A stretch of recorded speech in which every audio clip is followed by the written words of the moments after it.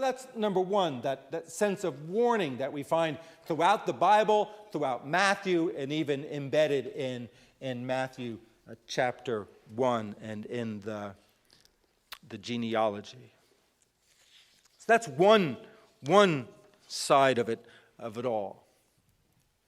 But number two, I want you to be encouraged. Really, I want you to be encouraged.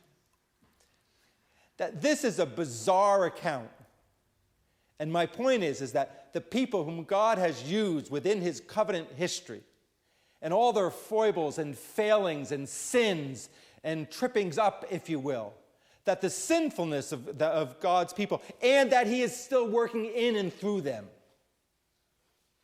We tend to beat ourselves up sometimes. Well, and maybe there is a time for that. It all depends. But I will say that those who are humble, that those who confess their sins, that those who make the mistake and then they make it again and then they sin again and they sin again, but they're coming back to Jesus and they're coming to the people that they've sinned against and saying, forgive me for my sins against you. I was wrong. I was angry again. I spoke harshly again. But you keep on coming back, that God works through people like you and me. All of our failings, all of our imperfections, that if God can work through Rahab, if God can work through Tamar, if God can work through those in Matthew chapter 1, he can work through you. So as much as I want to say, don't play games with God,